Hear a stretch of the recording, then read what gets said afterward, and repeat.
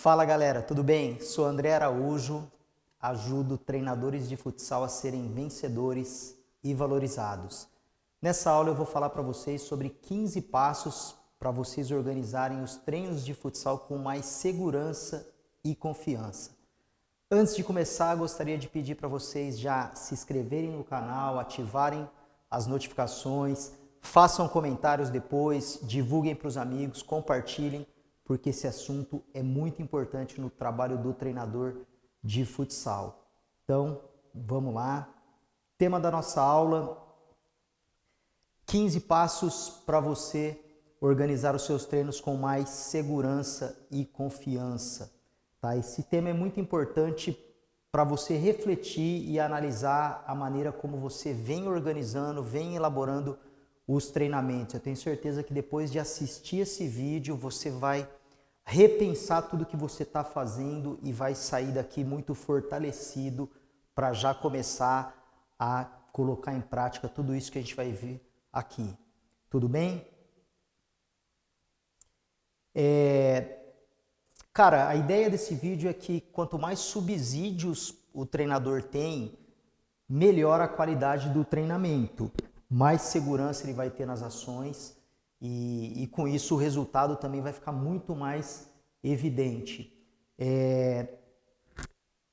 Já destacar logo de cara a importância de você ter um diagnóstico. A gente fala muito em diagnóstico na educação e na formação, mas eu tenho visto que isso é uma prática pouco usual. Ou seja, muitos treinadores vão para a quadra, organizam o treino sem ter nenhuma referência, sem ter nenhum conhecimento prévio daquilo que ele vai de repente aplicar e simplesmente ele vai naquele dia e o que dá na cabeça dele de repente é o que ele coloca em prática. Finaliza o treino, você não tem como de repente avaliar se aquele treino o atleta aprendeu, porque você de repente não sabe nem qual que é o objetivo daquilo que você está fazendo. Então simplesmente é algo muito raso e que de repente você está perdendo tempo, o atleta também está perdendo tempo ali naquele espaço e aquele treino você acabou de repente não utilizando mais para nada. Aí você volta para o treino seguinte completamente descontextualizado daquilo que você fez antes e isso vai gerar uma bola de neve onde o treinador não vai crescer, o atleta não vai aprender, enfim. E o futsal de repente perde muito com isso, porque a gente poderia ter muito mais gente aprendendo a partir do momento que essas reflexões, esse passo a passo que eu vou colocar aqui, fosse de repente seguido. Claro que com as adaptações, cada um tem a sua realidade, tem muitos aspectos que mudam de ambiente para ambiente, então é possível sim que você adapte tudo isso para a sua realidade, para o seu clube, para a sua equipe e para o seu trabalho. E assim, eu tenho uma história muito legal que eu lembro em relação a esse fato de você ter essa abordagem muito reflexiva, muito organizada em relação ao aspecto do treino. Um jogo onde, logo no começo do jogo, a gente estava sofrendo muito com algumas jogadas de escanteio e a gente acabou na sequência levando 3 gols em 3 escanteios logo no início do jogo. E foi algo assim, era muito difícil da gente conseguir se organizar, foi algo muito rápido. Quando a gente viu, estava 3-0 e eu tive a curiosidade depois de conversar com o treinador para de repente falar, pô, o que aconteceu no começo do jogo que foi muito difícil para a gente. Vocês surpreenderam com 3 gols ali, com jogadas bem parecidas, mas eram diferentes, se analisar friamente. E aí ele simplesmente me disse, olha, a gente veio para a quadra hoje e treinou antes do jogo. E isso também não é algo comum no futsal, é pouco usual. A gente tem alguns exemplos de outras modalidades que muitas vezes treinam no dia do jogo, por exemplo, o vôlei, o basquete. O futebol de campo, muitos treinadores têm essa prática, mas não revelam. Então, a gente sabe, por exemplo, que a França, na final de 98, treinou para jogar, treinou a jogada de escanteio que o Zidane fez os gols de cabeça. Então, realmente é algo que de repente aí a se pensar, e foi algo diferente, mas que envolve uma reflexão em relação ao quê? A partir do momento que você treina muito próximo do jogo, por exemplo, como foi esses exemplos que eu dei de jogadas ensaiadas, e vai para o jogo, as coisas estão muito frescas na memória dos atletas. Então a chance de você ter sucesso é enorme. Bem, eu vou fazer a nossa aula hoje com questões, tá, que eu levantei dentro desse modelo de organização de treinamento, e aí eu vou respondendo, e se vocês tiverem dúvidas, coloquem as questões, abordem, escrevam aí nos comentários para a gente estar discutindo, porque são questões muito legais. A primeira delas: como as experiências anteriores dos seus atletas foram aproveitadas? Gente, isso é algo muito legal de se falar, porque a gente tem que sim sempre estar revisitando o que eles trazem de bagagem, os clubes onde eles jogaram, as experiências que eles tiveram em outras escolas, outras equipes, enfim. Os atletas possuem uma tendência para geralmente fazer algo que eles já têm de experiência e que de repente não é aquilo no momento, às vezes, que você está querendo, mas ele acaba fazendo diferente, e você precisa entender tudo isso, porque isso faz parte de uma estratégia para ele buscar soluções para aquilo que você está colocando. E aí é muito importante você saber o histórico desse atleta e sim, você ter humildade para perguntar para ele, questionar, olha, como que era feito lá no seu antigo clube, por que eles faziam isso? E aí você começa, de repente, a elaborar o seu treino, e você aproveita aquilo que ele traz de bom dessas experiências, e isso vai fortalecer muito o potencial de crescimento desse atleta e, consequentemente, da equipe, do trabalho do treinador. A segunda questão: quais são as características dos seus atletas? Aqui, gente, a gente está falando de você, de repente, conhecer bem o seu grupo em relação aos níveis, tanto de habilidade quanto de parte cognitiva. É importante que você saiba, por exemplo, são informações bem simples às vezes, como, por exemplo, você distinguir o atleta que é destro, que é canhoto, ter noção muito boa de como que eles se encontram em relação às capacidades físicas, e aí você pode sim avaliar, mas você pode de repente até ter um olhar e buscar até outras avaliações que ele já fez. Aspectos técnicos e emocionais.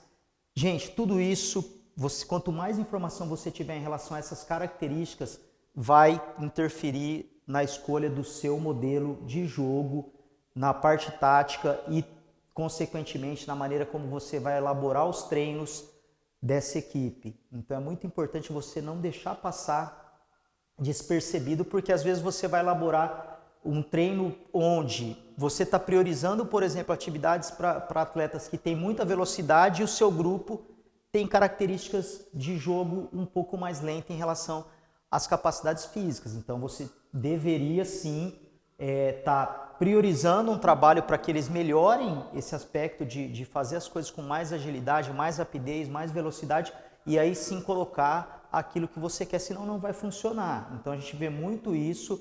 Treinadores que às vezes querem colocar um modelo de jogo, um esquema de trabalho, algumas situações do treinamento que não combinam com as características daquele grupo, certo? Então essa questão é muito importante nesse sentido, para você não, de repente, se perder por conta de elaborar alguma situação que não condiz com aqueles atletas que estão ali naquele momento. Tudo bem? Próxima questão que eu tenho aqui: quais ações prévias foram tomadas antes de cada treino? Gente, isso aqui é algo fundamental. Eu sei que é muito difícil, a gente vive numa correria, muitos treinadores que estão assistindo esse vídeo têm outros trabalhos, saem às vezes de um lugar para o outro, e nessa correria é muito difícil, mas é algo que faz a diferença. Faz a diferença. Você ler um texto, pesquisar um material, algumas imagens, alguns vídeos, você selecionar desse conteúdo que você está vendo antes algo para você estar levando para o seu treino. E o antes que a gente fala não é só você planejar, você colocar ali no papel aquilo que vai ser no treino. Inclui também a questão do espaço, certo? Você está verificando, mesmo uma quadra onde você sempre treina e sempre conhece, é muito importante que você chegue antes para saber como que aquele lugar está naquele momento, porque às vezes alguém utilizou e tem algumas coisas que pode atrapalhar o treino, você vai ter que deixar o espaço muito bem organizado, principalmente se você for trabalhar com crianças, tá? É muito importante que você verifique o espaço, se as coisas estão do jeito que você esperava que estivesse. Se tiver alguma coisa em desacordo, você tem condição de organizar antes do treino. Então, essa questão de ações prévias envolve tanto os aspectos das atividades, dos conteúdos, de estar pesquisando algumas coisas para levar para o treinamento na parte prática, como também a infraestrutura. Seleção dos materiais também é algo que exige. Não dá para você chegar na hora do treino e decidir, por exemplo, que material você vai usar. Não, você tem que saber e saber de onde, qual a procedência daqueles materiais, de onde você vai buscar. Os materiais estão lá, eu vou precisar providenciar. Então não conte de repente com a sorte. Ó, se tiver lá eu faço isso, se não tiver, não. É importante que você tenha certeza daquilo que você vai ter e com aquilo você pode estar se organizando e isso facilita muito o trabalho dos treinadores. Certo, e aí a gente vai para uma questão, depois que você já está no treino, certo? Então você já elaborou várias situações aí que passam por fatores extra-quadra, organizacionais. Você chegou no treino, quais orientações foram dadas para a realização dos treinamentos? Gente, você precisa explicar o contexto daquele treinamento e por que ele é importante, por que cada atividade é importante naquele treino. Então é muito interessante que o atleta saiba o que ele está fazendo, porque a partir do momento que você deixa claro, coloca de repente qual que é o objetivo que você tem aqui naquele treino e também você colocar orientações, além de você formular sobre a atividade num contexto que vai de repente, pode ser algo a médio, longo prazo, que não finalize naquele treino, mas é muito importante que as orientações no futsal elas sejam formuladas também em relação aos movimentos corporais, gestos técnicos, tá? Eu tenho abordado esse assunto, a gente vai para a quadra e às vezes a gente se apega à questão da técnica do futsal, dos fundamentos do futsal. E aí os atletas encontram muita dificuldade por conta do quê? Controle do corpo, a questão gestual, certo? Então é muito importante que você tenha. E aí faz muita diferença você estar circulando também, tá? Ter uma postura de estar sempre observando, tá próximo, se é individual você tá o máximo possível assim se deslocando, se é dupla você ficar de olho, se é grupo, então assim sempre estar perto e se comunicando e corrigindo, certo? Isso faz com que você tenha a garantia de que essas questões estão sendo bem formuladas, tá? Que é uma questão que tem aqui também nesse passo a passo. Tá, as orientações foram bem formuladas, então não basta você orientar, porque muitas vezes você está orientando, mas o atleta não está entendendo. Então você precisa também se certificar de que, além das orientações, você está formulando adequadamente, ele está entendendo e está conseguindo fazer aquilo que você quer. Bem, passo seguinte aqui, gente. Que assuntos, temas, partes do jogo são contemplados? A primeira coisa aqui é que assim, existe uma imensa variedade de situações que a gente pode pôr em um treino de futsal, em uma aula. Aqui, por exemplo, eu poderia ter trazido muitas coisas para vocês, mas é muito importante que a gente tenha uma noção clara de qual assunto que eu vou priorizar, qual é a predominância daquele treino, certo? Se a gente falar, por exemplo, em periodização, você vai ter que escolher em algum momento, certo? Priorizar, tá? Em algum momento da temporada e naquela sessão de treino, daquela prioridade que você colocou, você precisa deixar bem claro se você vai priorizar, por exemplo, elementos da parte física, ou você vai priorizar a parte tática. Então é muito importante que você coloque isso já, e aí dentro dessa predominância, você vai colocando os assuntos. Por exemplo, se você a predominância daquele treino você quer que seja em relação às capacidades físicas, você monta as atividades com exercícios que se adequem a essa predominância. E quanto mais específico você conseguir chegar, tá? Porque se a gente dividir os temas aqui, eu separei alguns exemplos, como aspectos físicos, fundamentos técnicos, sistema tático, controle emocional, e dentro de cada tema desse você tem, por exemplo, se a gente colocar aqui o aspecto tático, você pode ter contra-ataque, pode ter defesa, pode ter ataque, pode ter goleiro-linha, pode ter várias situações. Você pode, dentro de cada situação também, ainda ser mais específico ainda. Por exemplo, dentro de defesa, você pode estar com um problema no sistema de marcação individual, tá? Ou determinados atletas precisam, às vezes, daquela situação. Então, quanto mais específico você for nesses assuntos, mais claro para você a resposta que os atletas darão, fica muito melhor depois para você dar sequência.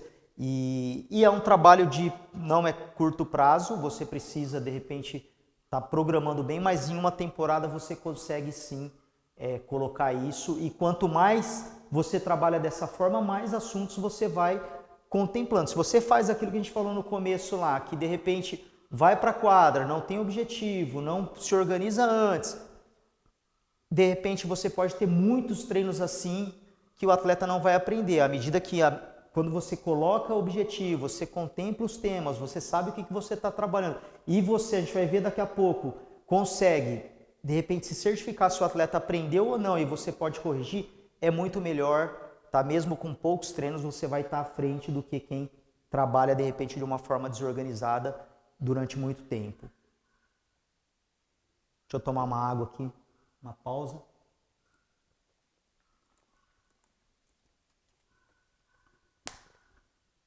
Tá, a gente entra agora, pegando um gancho nessa questão dos assuntos, você precisa saber o objetivo de cada sessão e quais desafios são propostos.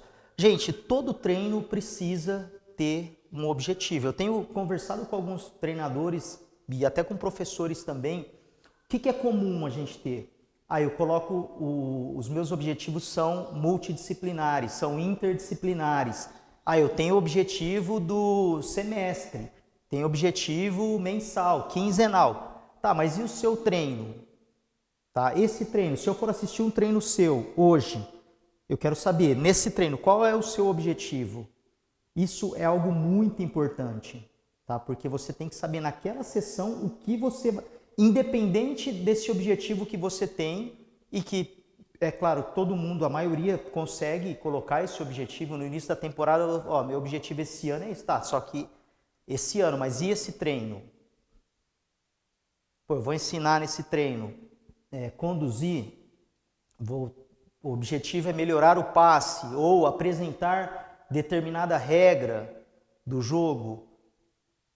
Então isso é muito importante porque a gente acaba tendo um norte e, de novo, na hora que você coloca um objetivo, você consegue alinhar as atividades do treino com o objetivo. Então, por exemplo, se eu quero treinar, se o objetivo do meu treino é melhorar a condução dos jogadores, eu não posso ficar o treino todo fazendo chute a gol. Ou eu não posso, por exemplo, dar um treino de 1 toque, 2 toques. Certo? E isso é um erro também, porque se você não tem o objetivo, as atividades acabam se perdendo. Você está lá, muitos treinadores com atividades muito boas, tá? Que os atletas conseguem assimilar, mas eles acabam, se você perguntar qual que era o objetivo desse treino, o cara não sabe te responder, tá? Então, à medida que o tempo vai passando, ele não consegue ter uma noção real do que nem mesmo ele, que de repente o atleta vai aprender sim, mas se você perguntar para o treinador, aquilo não foi sistematizado, ele pode de repente acabar se perdendo em relação a exagerar em um determinado treino que ele já ensinou, ou de repente deixar de levar um treino para esses atletas que eles precisavam. Então é muito importante que você coloque isso, tá? E deixe bem claro que os atletas também saibam dessa situação. Tá, próxima pergunta. Aqui é uma situação muito importante para quem trabalha com crianças, com as categorias de base, com escolinhas. Existe interação com as famílias? Gente, projeto de vida de atleta tem que ter a participação da família. Se você não tiver a participação da família, eu já falei isso aqui em outros vídeos, em outros momentos, tem posts aí no Facebook, no YouTube, no Instagram, a gente está sempre falando sobre isso. Muita gente reclamando que não tem apoio, que de repente o sistema não é justo, que as equipes não dão oportunidade, mas é muito importante que a família entenda e que a família tenha total apoio ao atleta, à criança, ao clube, e isso é algo que exige a participação do treinador. O treinador precisa saber qual é a função da família, o que a família tem que fazer hoje para apoiar um atleta, para que ele realize o seu sonho. É algo, ser um atleta é algo muito complexo, é algo diferente da maioria das profissões que a gente conhece, é uma carreira que ela começa às vezes muito antes e ela termina também muito antes.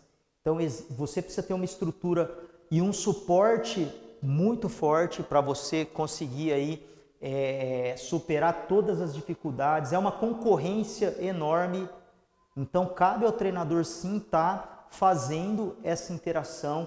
Hoje a gente tem algo, o que a pandemia trouxe hoje em relação a uma coisa diferente que a gente não tinha. Por exemplo, os protocolos em relação à pandemia. Tem a parte da entidade, que é o clube, a escolinha, a equipe, mas tem a parte também do atleta que tem que cumprir algumas coisas muito básicas. E a família tem que estar atenta a isso. Então hoje a gente está vivendo um mundo diferente em relação a tudo que a gente viveu antes de 2020 e cabe sim a família estar muito inteirada e o treinador precisa estar sempre atento a isso. Então essa reflexão é muito importante. Você tem interação entre o seu trabalho e as famílias dos seus atletas, dos seus alunos, enfim. Escreve aí, eu acho que é muito legal a gente estar fortalecendo essa situação, porque a família vai realmente ajudar muito no desenvolvimento e no potencial do atleta. E aí quando eu falo família, gente, assim, é a função da família, porque a criança pode ter de repente um amigo, alguém que de repente que convive ali no núcleo familiar, ou de repente pode ser também, não precisa ser necessariamente o pai ou a mãe, mas ter a função de alguém que cuida muito bem e se preocupa com aquela pessoa como se fosse um filho. Próxima questão. Como os atletas, tá? A gente volta no treino agora, como os atletas se comportam no treino individual e coletivamente. Isso aqui é outra coisa que você precisa ter muito cuidado, porque às vezes a gente não leva em conta o comportamento dos atletas e vai organizando situações, vai virar uma bagunça, às vezes é assim. E eu falo isso e às vezes eu acho engraçado porque, às vezes não dá certo. A gente pensa alguma coisa, mas não leva em conta e muitas vezes o treino ele não dá certo, é um desastre total, simplesmente porque às vezes o comportamento daquele grupo ainda não estava adequado para aquela atividade que você planejou. E aí, o que a gente precisa levar em conta? Isso aqui, galera, aceitam regras? O que tem de aluno, jogador, atleta, independente da categoria, que às vezes não gosta, eles não aceitam. A gente tem uma geração hoje também que é uma geração, de repente, mais rebelde, mais crítica, certo? A gente tem mais abertura, às vezes, para algumas coisas, mas tem muita dificuldade para outras. E aí você quer levar aquele assunto, de repente, que não dá certo. Toleram erros, é outra coisa. Se é uma atividade que vai gerar muitos erros no início, você precisa ter esse grupo preparado. Precisa saber como que eles vão agir em relação a tolerar esses erros. Tá? Eles suportam frustrações, só errar. Imagina você vai para um treino e dá tudo errado. Tá? Então, se acontecer isso, você tem que estar preparado de repente, para saber se o seu grupo tem condição de fazer aquela atividade. Respeitam os colegas. Isso é algo muito importante. Você tem que saber qual que é o nível ali em relação aos valores, como que eles estão em relação a essas competências, tá? De convivência mesmo. Resolvem conflitos. Tá? Os caras, eles sabem se virar. Se você precisar se ausentar um momento ali, às vezes para atender alguém ou ter uma conversa particular com algum atleta, tá? O grupo consegue ele dar conta e continuar o treino. Meu, conheço o time que se você virar as costas, os caras, entendeu? Se matam.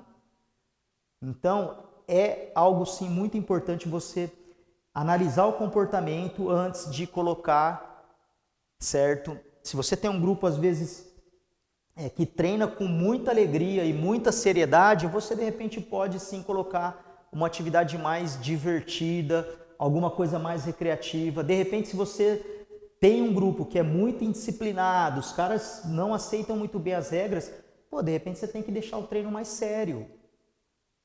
Então, isso é muito importante, você conhecer como é o comportamento e aí você vai traçando. Novamente, entra aqui. Se você errar, ou se você de repente não tiver interesse nessa leitura do comportamento, você corre o risco de estar levando atividades que não vão dar certo, tá? E aí, novamente, o treino cai naquela coisa, você treina e não resolve nada, tá? É muito ruim quando essa questão do comportamento simplesmente ela anula o treino e ainda causa um estresse, porque dependendo da situação e do grupo e do comportamento, os caras vão brigar todo o treino, vai ter gente com lesão, tá? Vai ter gente que não vai voltar, de repente, pô, não vou voltar no treino, é só pancadaria.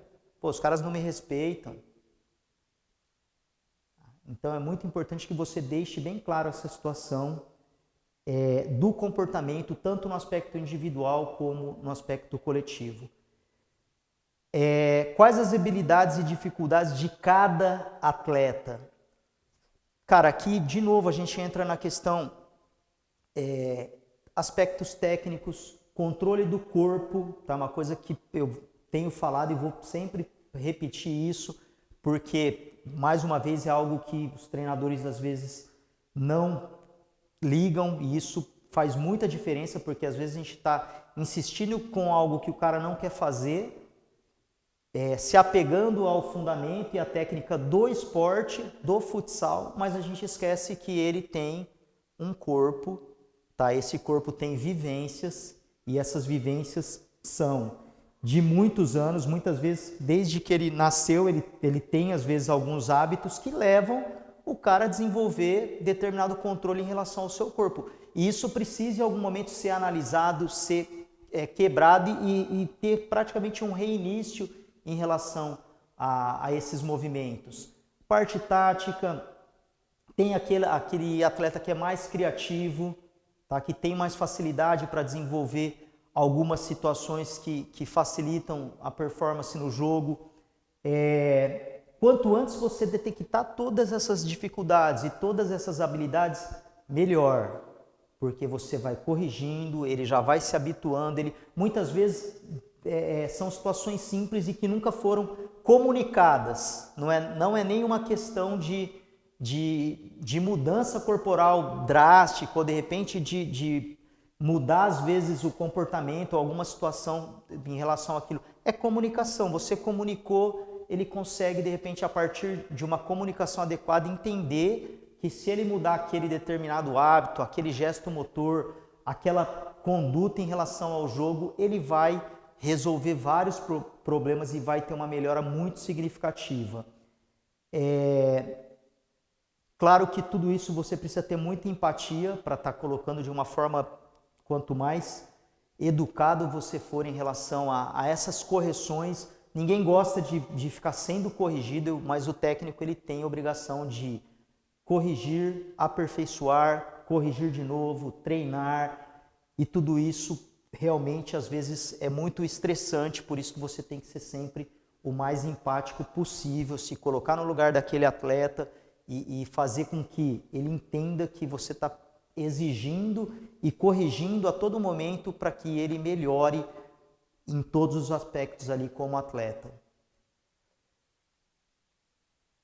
Próxima questão, os atletas possuem autonomia? Gente, isso aqui existem muitas estratégias para que vocês coloquem mais autonomia nos seus atletas. E aí uma delas é simplesmente você, deixa o cara fazer.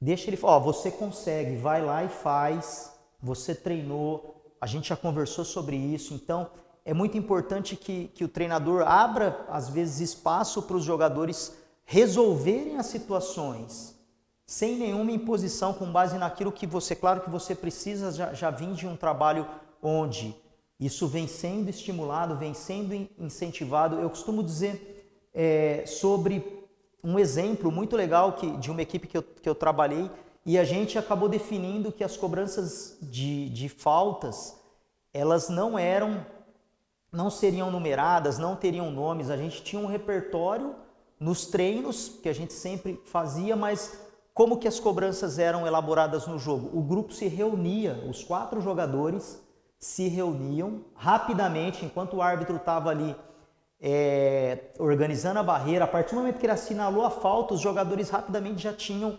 isso previamente combinado, eles se reuniam e cada um sabia o que iria fazer naquela jogada. E isso tornou-se algo muito difícil para ser marcado pelos adversários, porque realmente era uma surpresa. Eles tinham sim um treinamento, não era algo que surgia ali, mas o fato de ter a reunião ali mostrava o quê? Que ninguém do banco precisava, o treinador ou alguém ali não precisava no momento informar o que seria feito.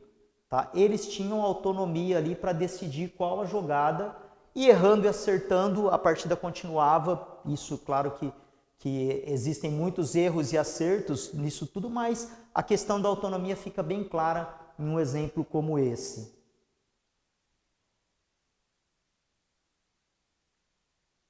Próxima questão.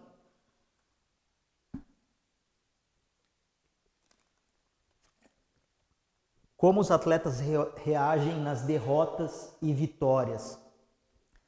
Galera, a questão das vitórias aqui é algo muito importante de você observar também, e de você ficar muito atento quando você tem uma conquista, por mais simples que seja.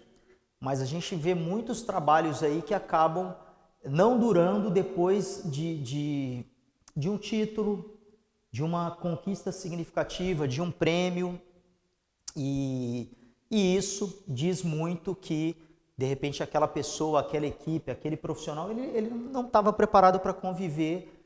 Então, as vitórias também trazem muitas lições. Tá? Por mais momentos felizes, alegres que sejam, a gente comemora muito cada vitória e tem que comemorar mesmo, mas a gente precisa ficar muito atento, porque a partir do momento que você chegou no topo, você vai ser muito exigido, você vai precisar estudar muito, vai precisar treinar muito, vai precisar ter muita dedicação para continuar ali entre os melhores. Então, à medida que você consegue se manter entre os melhores, significa que você está conseguindo conviver bem, com bons resultados, você não está deixando subir na sua cabeça, se achar melhor que ninguém, você está com os pés no chão e sabendo que vai ter muita gente boa aparecendo sempre, a competitividade vai ser muito mais alta à medida que você vai se mantendo ali entre os melhores. E as derrotas, essas sim, elas são doloridas, mas também elas trazem muitas lições. Então é muito importante que você tenha essa noção de como que esses jogadores, como que o seu grupo vai de repente reagir a uma situação, por exemplo, de sofrer um gol, de perder um jogo no final com o cronômetro zerado, de levar uma goleada, de perder 2 jogos, 3 jogos, 4, assim, realmente quando você vai para uma competição, os resultados são imprevisíveis, certo? E ao longo dos anos da sua carreira você vai ter muitas competições durante a temporada. E vai ter temporada que não vai dar nada certo. Você de repente não vai conseguir uma vitória. A gente tem na NBA, se você pegar a tabela da NBA, você vai olhar que tem time na NBA, às vezes, existem temporadas que existem equipes que não conseguem vencer. Então, realmente, é muito complicado você se propor a competir, a ser treinador, a de repente viver no mundo esportivo, porque você precisa ser muito forte, tanto nas vitórias como nas derrotas. E aqui eu coloco, é muito importante que você prepare o seu jogador para lidar com as frustrações. Seja a frustração de não continuar ganhando, então quando você ganha, a euforia vai lá em cima e aí você perde. Pô, é uma frustração, você não conseguiu um título que você já ganhou, já conseguiu uma vez, e aí você não consegue mais. Como você de repente saber lidar também com essas situações negativas e que de repente em um momento ou outro você vai com a organização, com o trabalho, tudo isso reflete no seu treino. Você está de repente analisando, trabalhando. O que tem de legal aqui que eu coloquei para vocês como exemplos? Por exemplo, eu criei um hábito de não falar. Eu sei que tem muito treinador que adora fazer reunião logo depois do jogo, então acaba o jogo, é aquela equipe que não sai nunca do vestiário. Os caras ficam 2 horas lá e se reúnem, conversam, fazem reflexão. Isso é muito legal, tá? Ajuda pra caramba, mas você também precisa ter um grupo que tá preparado para aquilo. Tá? Os caras, eles conseguem, além do calor do jogo ali, de estar com as emoções, com os nervos à flor da pele, os caras conseguem sentar, se reunir, falar, cada um da sua opinião. Particularmente, não funcionou comigo, eu prefiro fazer reuniões pós-jogo, então a gente estabelece que ninguém vai conversar nada, terminou o jogo, ganhou, perdeu, empatou, a gente vai simplesmente para o vestiário, tomar banho, se trocar, fazer o lanche e voltar para casa. E aí, com a cabeça fria, analisando de uma maneira muito mais criteriosa e muito mais tranquila, a gente volta para a quadra em um momento de treino e expõe algumas situações que aconteceram, sempre com o intuito de melhorar, de corrigir. Então, esse hábito de evitar falar diretamente após o jogo dentro do vestiário trouxe muita tranquilidade e menos estresse. Certo? Porém, eu sei que tem muita gente, às vezes, que não tem uma rotina de treino que permite isso, e muitas vezes as situações ali pós-vestiário, pós-jogo também são muito válidas.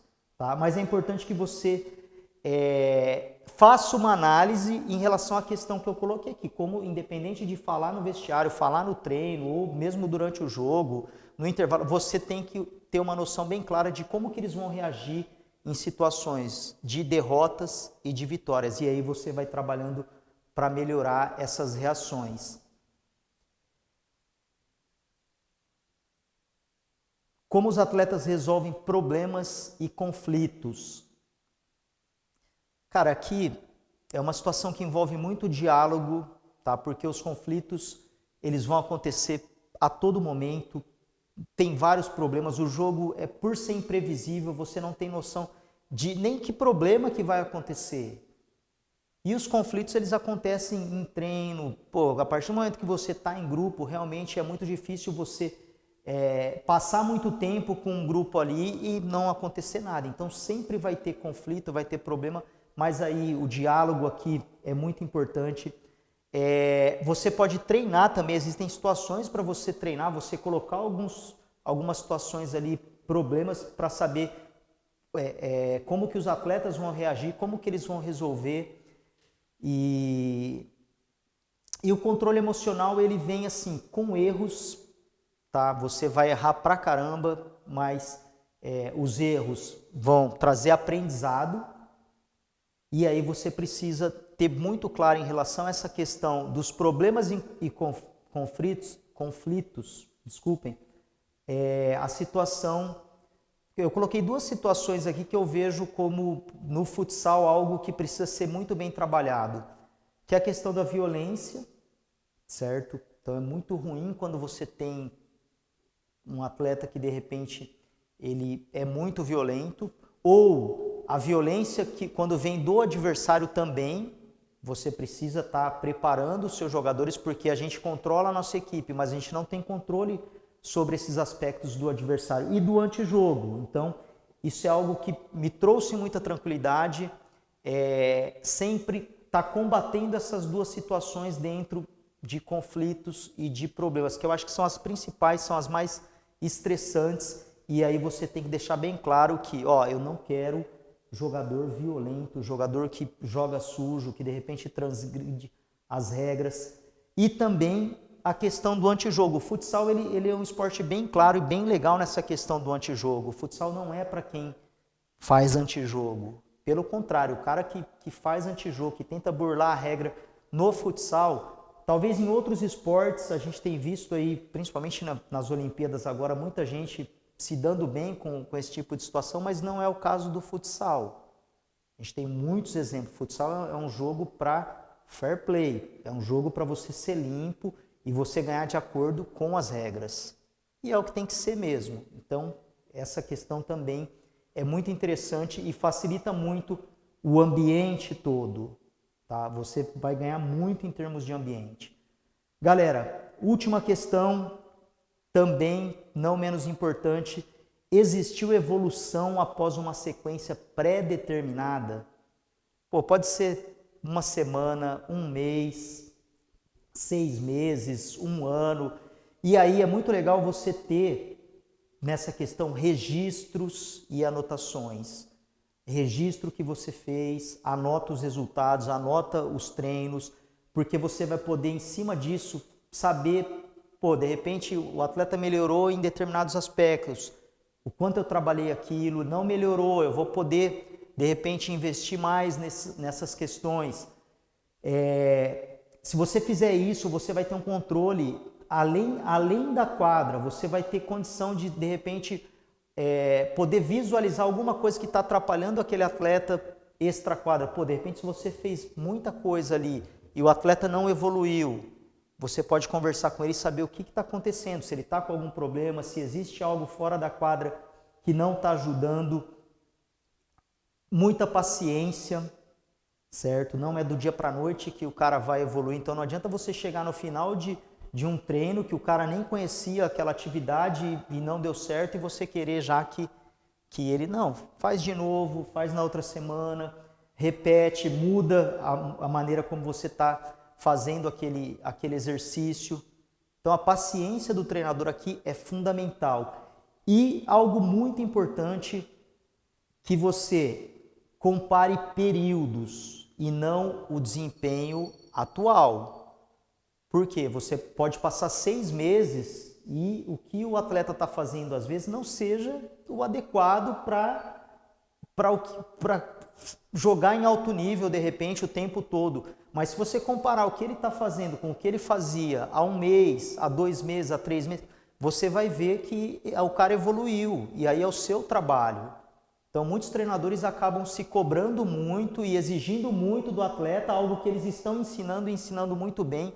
E essa questão de registrar e anotar e de repente saber comparar os períodos e não o momento que o cara se encontra, valoriza o seu trabalho, o trabalho do treinador que está promovendo tudo isso. E muitas vezes nós, como treinadores, não sabemos o valor do nosso trabalho, certo? Somos criticados às vezes por de repente, quem compara o momento atual e não viu como o cara chegou às vezes há 1 ano, há 6 meses, há 15 dias, 30 dias, enfim. Então o treinador de futsal ele depende muito de repente dessas anotações, dessas reflexões. Gente, chegamos ao final. Gostaria de agradecer a participação de todo mundo. Se inscrevam no canal, deixem os comentários. A gente vai estar produzindo muito material ao longo das próximas semanas aí. Acompanhem, teremos novidades para vocês daqui a alguns dias. Espero que vocês tenham gostado da aula. Valeu, até mais.